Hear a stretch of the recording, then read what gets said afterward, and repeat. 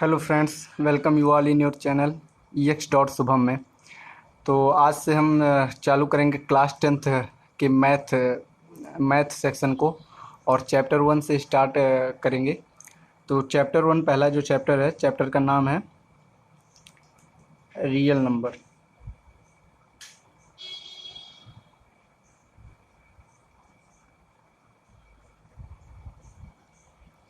इस चैप्टर में मेनली हमें नंबर्स के बारे में पढ़ना है। तो रियल नंबर के बारे में पहले थोड़ी जानकारी दे दूं। तो जैसे हमने नंबर, शायद आपने ये नाम सुना होगा, नंबर। नंबर में दो तरह के नंबर्स होते हैं और क्लासिफाई करें नंबर्स को तो एक होगा रियल नंबर, एक मैं कर सकता हूँ complex number. Complex number real number में जैसे आपकी मैं लिख सकता हूँ 1 2 3 1/2 √2 √3, मतलब ये सब जो नंबर है। कॉम्प्लेक्स नंबर ये आगे का पार्ट है, अभी आपको इससे कोई लेना देना नहीं है, इसको आप अभी नहीं पढ़ेंगे। ठीक है, यहाँ पे आयोटा की बात होती है। जैसे अगर मैं कहूँ यहाँ √2 है, अगर रूट के अंदर -2 आ गया तो इसको हम कॉम्प्लेक्स के अंदर रखेंगे। तो इसको हम सॉल्व करके लिखते हैं √2 आई लिखते हैं, आई को कहते हैं आयोटा। तो ये सब मतलब आपके सिलेबस में नहीं है, ये सब बाहर है। हमें रियल नंबर पढ़ना है, चैप्टर का नाम भी है रियल नंबर, और रियल नंबर के बारे में जान लेते हैं। रियल नंबर को देखें तो रियल नंबर को हम दो पार्ट में डिवाइड कर सकते हैं। एक होता है रैशनल नंबर, एक कर सकते हैं इरेशनल नंबर। ठीक है, रैशनल नंबर मीन्स ऐसे नंबर जिनको हम P/Q के फॉर्म में लिख सकते हो, जहाँ पे Q जो है वो जीरो ना हो। अब कहेंगे P/Q के फॉर्म में, जैसे रियल नंबर, रैशनल नंबर का डेफिनेशन आपने बहुत जगह पढ़ा होगा कि रैशनल नंबर आर दो number which can be written in the form of P/Q where Q is not, P and Q belongs to P and Q both belongs to integer, दोनों integer होंगे और Q जीरो नहीं होगा। Integer तो आपको पता ही होगा क्या होगा। इंटीजर क्या होते हैं पता है? जैसे इंटीजर होते हैं 0 +1 -0 1 2 3 4 5 6 7 8 9 10। इधर चल जाओ या नंबर लाइन के इस तरफ आ जाओ, -1 -2 -3, ये सब क्या होते हैं? इंटीजर होते हैं। नेचुरल नंबर आपको पता होगा 1 से चालू होता है। होल नंबर की बात 1 से 1 2 3 4 5 6। होल नंबर की बात करें तो होल नंबर 0 1 2 3 4, जीरो भी नेचुरल नंबर में अगर जीरो भी आ जाए तो उसे होल नंबर कहते हैं। ये हो गया नंबर के बारे में। तो रेशनल नंबर क्या होता है? ऐसे नंबर जिनको हम P/Q के फॉर्म में लिख सके, जहाँ पे P और Q दोनों क्या रहे? इंटीजर रहे, और Q जो है जीरो ना हो। अब P और Q जो है इंटीजर होने का मतलब क्या? जैसे हम 1/2 लिखें, 1 क्या है? 1 एक इंटीजर है, 2 क्या है? एक इंटीजर है, बट 2 जो है जीरो नहीं है, तो ये क्या है? रेशनल नंबर में आ गया। ठीक है, और अगर जो मैं ऐसे -1/2 लिखूँ तो -1 भी इंटीजर है, 2 भी इंटीजर है, और क्या नाम है, यहाँ नीचे वाला जीरो नहीं है। तो ये सब कैसे एग्जाम्पल हो गए रेशनल नंबर के। इरेशनल में ऐसे होते हैं जिनका जो वैल्यू है वो हम मतलब निकालते तो हैं, लेकिन मतलब वो जैसे नॉट टर्मिनेटेड नॉट रिपीटेड, मतलब जो जो ख़त्म नहीं हो रहा है। जैसे √2 की वैल्यू आप निकालेंगे 1.414, इसके आगे भी चलता जाएगा। ठीक है, तो ये क्या आ गया? इरेशनल हो गया। इसी तरह √3 भी इरेशनल है। ठीक है, पाई आपका देखो, पाई की वैल्यू क्या होती है? 22/7, लेकिन जब इसको पॉइंट में निकालोगे तो 3.14 आगे भी जाता है। तो पाई भी हमें किस में मिलेगा? पाई को भी हम क्या कहेंगे? इरेशनल कहेंगे। तो ये सब हो गए इरेशनल नंबर के एग्जाम्पल। अब आते हैं आपके चैप्टर के ऊपर। आपके चैप्टर में इन नंबरों के बारे में ज़्यादा मतलब कोई डिस्कशन या ज़्यादा डिस्कशन करने को नहीं बोला गया है। आपके चैप्टर में डायरेक्ट रियल नंबर पे आए हैं, रियल नंबर के बारे में सीधा आया। तो मैंने पहले बता दिया कि रियल नंबर के बारे में आप थोड़ा बहुत जान लें, तो जान लेंगे तो आपको आगे आगे जो क्वेश्चन करने होंगे, या मतलब रियल नंबर पता रहेगा तभी ना आगे कुछ आगे जो चैप्टर पढ़ रहे हैं उसके उसके नाम के बारे में नहीं कुछ पता तो क्या करोगे आगे। इसलिए थोड़ा बहुत मैंने उसके बारे में जानकारी दे दी। अब आते हैं जो आपका चैप्टर है। चैप्टर में आपको पहले बताया गया है, पहला टॉपिक जो है वो शायद है यही, यूक्लिड। आप किताब अपना खोले रखोगे तो आपको बढ़िया से समझ में आएगा। यूक्लिड डिवीजन लेमा, या आप इसमें, या एल्गोरिथम। अब एल्गोरिथम हो गया, थ्योरम हो गया, इस इन सब का अपना एक मतलब होता है। अब वो मतलब अगर मैं आपको बताने बैठूंगा तो आपको वीडियो बोरिंग लगने लगेगा, और मैं नहीं चाहता कि मेरा पहला ही वीडियो क्लास 10th पे बना रहा हूँ और देखने वाले बच्चे बोर हो जाएं। ठीक है, तो मैं यूक्लिड डिवीजन लेमा के बारे में ज़्यादा कुछ बताऊंगा नहीं, सीधा क्वेश्चन के बेस पे इसको समझाऊंगा, क्योंकि क्वेश्चन तो आपको बताना ही पड़ेगा मुझे। तो क्वेश्चन के हिसाब से अगर समझाऊंगा तो शायद आपको बढ़िया तरीके से और बेहतर तरीके से समझ में आएगा, समझ में भी आएगा, और आप इस मतलब यूक्लिड डिवीजन लेमा को भी समझ जाएंगे। दूसरा टॉपिक जो इस चैप्टर में हो, मतलब इस एक्सरसाइज में होगा, एक्सरसाइज 1.1 के बारे में भी बात हो रही है। तो आप ये जानोगे जैसे किसी भी इंटीजर को बताया जाएगा, क्वेश्चन होगा कि सो दैट इस पॉजिटिव कोई इंटीजर है उसको लिखिए आप 6q+1 के फॉर्म में, या 3 3q के फॉर्म में, या 2q और 2q+1 के फॉर्म में।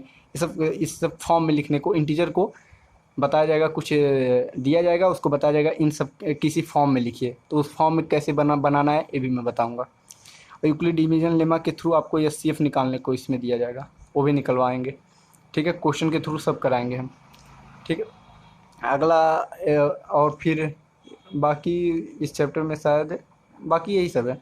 हाँ, इन्हीं इसी इसी दो के बेसिस पे आपका पूरा एक्सरसाइज, चैप्टर नहीं, एक्सरसाइज 1.1 सॉल्व होगा। तो एक्सरसाइज 1.1 हम देखेंगे। वो ठीक है, अगला हमारा वही है कि एक्सरसाइज 1.1 सॉल्व करें। इसके पहले कुछ देख लेते हैं यूक्लिड डिवीजन लेमा पे कुछ क्वेश्चन। अब क्वेश्चन लगाने की बारी आ गई है।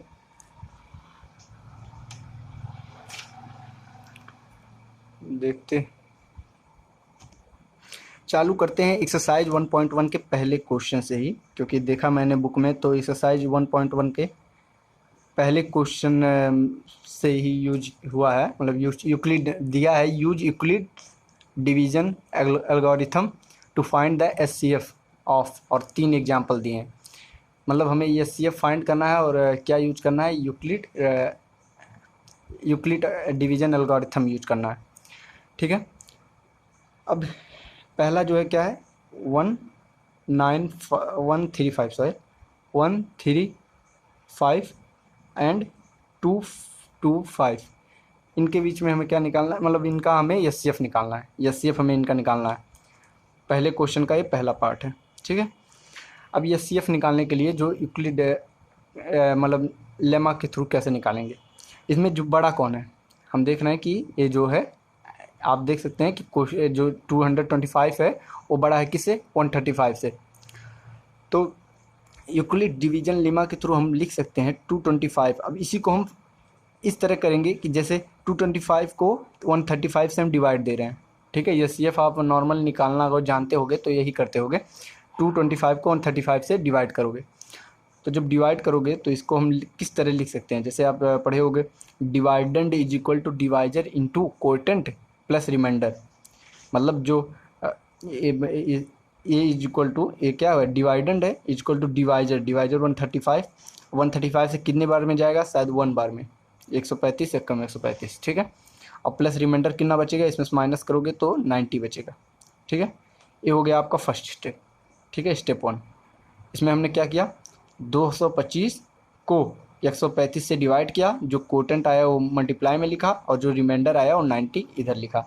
आपको अगर इसे डायरेक्ट नहीं लिख पाते हो तो आप डायरेक्ट किनारे कर सकते हो, 225 को 135 से डिवाइड करके, तो 1 टाइम करोगे 135 गया, और यहाँ 90 बचा।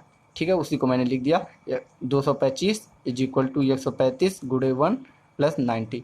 ठीक है, ये हो गया। अब इसी को यहाँ पे देखो, यहाँ पे रिमाइंडर क्या नहीं आया, रिमाइंडर 90 है, जो कि 0 के इक्वल नहीं है, यानी हम अगेन दोबारा भी डिवीजन लेमा इस्तेमाल कर सकते हैं।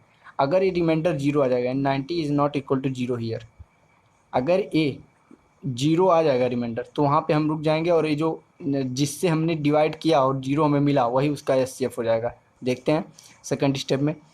तो अगले स्टेप में हम इसको डिवाइडेंड मान के चलेंगे, यानी इससे ये जो पिछली पहले स्टेप में जो डिवाइजर था वो अगले स्टेप में डिवाइडेंड हो जाएगा, यानी 135 इज इक्वल टू, इसको भाग किससे देंगे, 90 से देंगे, जो रिमाइंडर था वो इस बार डिवाइजर आ जाएगा, 135 से आया और 90 इधर आया, तो 90 इंटू, ये भी शायद 1 बार जाएगा, शायद क्या जाएगा ही, 1 बार गया, तो यहाँ क्या बचा 45 प्लस 45 रिमाइंडर के रूप में आप डिवाइड करके अलग से चेक कर सकते हैं। ये हो गया इक्वेशन मतलब स्टेप 2। थर्ड यहाँ पे भी देखो आप 45 जो क्या है 0 के इक्वल नहीं है, तो फिर आगे हम बढ़ेंगे तो इस 90 को ले आए डिवाइडेंड की जगह इज इक्वल टू 45 गुड़े कितनी बार जाएगा 2, 45 दूना 90 प्लस 0। देखो रिमाइंडर क्या आ गया 0 आ गया, थर्ड स्टेप में ही हमारा रिमाइंडर 0 आ गया। अब रिमाइंडर 0 आना मतलब क्या हुआ, रिमाइंडर 0 आया इसका मतलब जिस डिवाइजर पे रिमाइंडर 0 मिला हमको, ये जो डिवाइजर है यानी 45, यही क्या होगा, यही उसका एचसीएफ होगा, इन दोनों नंबर का एचसीएफ यही होगा।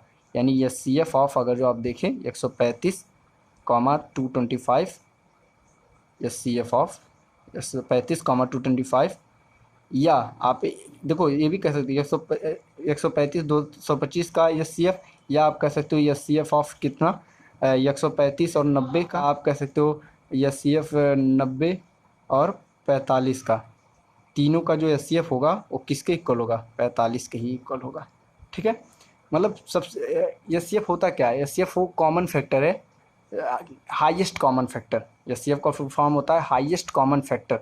तो हाईएस्ट मतलब जो सबसे बड़ा वो कौन सा अंक है, मतलब कौन सा अंक है जिससे 135 भी और 225 दोनों डिवाइड हो जाएंगे, तो सबसे बड़ा 45 ही है। ठीक है, इसका मतलब यही हुआ एचसीएफ मतलब हाईएस्ट कॉमन फैक्टर, दोनों के बीच में कौन सा ऐसा फैक्टर कॉमन फैक्टर है जिससे दोनों डिवाइड हो जाए, तो कितना है पूरी तरह डिवाइड हो जाए बिना रिमाइंडर कोई छोड़े, तो 45 है। ठीक है, तो इस तरह यूक्लिड डिविजन का मतलब मैंने पहला एग्जाम्पल कराया। अब बाकी बचे इसके दो एग्जाम्पल, दो क्वेश्चन, पहले क्वेश्चन के दो पार्ट बचे 196 और 38220 का, और ये मतलब जो बाकी दो पार्ट हैं सेकंड और थर्ड पहले क्वेश्चन का, उसको आप खुद से ट्राई करना। अगर आपसे वो बनता नहीं है मतलब नहीं हो पाता है, देन आप मेरे को कमेंट बॉक्स में आप बताना कि कौन सा क्वेश्चन सेकंड वाला या थर्ड वाला, पहले का सेकंड या पहले का थर्ड, एक्सरसाइज 1.1 का ऐसे पूरा बता के आप लिख के भेजना उस क्वेश्चन को। मतलब आगे की वीडियो में मैं स्पेशली आप जो आप भेजे रहोगे, जो भेजा रहेगा, जो मुझसे पूछा रहेगा, उसको स्पेशली उसका नाम लेके मैं एक क्वेश्चन वहाँ पे सॉल्व करूँगा कि इस बच्चे ने यहाँ पूछा था, उसके मतलब उसके लिए यहाँ पे सॉल्व करूँगा। तो जो क्वेश्चन आप भेजोगे पक्का वो क्वेश्चन जिस दिन आप भेजोगे अगला वीडियो जब भी आएगा, चाहे वो किसी चैप्टर का रहेगा, आपको क्वेश्चन पक्का लिया जाएगा। ठीक है, बाकी जो एक्सरसाइज 1.1 के जो बाकी क्वेश्चन है उनको अभी शायद अगले वीडियो जो जल्दी आएगा उसमें उसको बताऊंगा 1.1 के बाकी सारे क्वेश्चन। आज का वीडियो थोड़ा छोटा ही रखना पड़ेगा, बाकी वीडियो थोड़े बड़े होंगे, आज थोड़ा काम है। ठीक है, तो अगर आप चैनल पर नए हैं तो चैनल को सब्सक्राइब कर दीजिएगा, वीडियो को पसंद आया तो वीडियो को लाइक कीजिएगा, और जो भी कहीं भी अगर कोई भी डाउट हुआ हो, ना समझ में आया हो, तो आप कमेंट में पूछ सकते हैं। ठीक है, मिलते हैं अगले वीडियो में, तब तक के लिए बाय।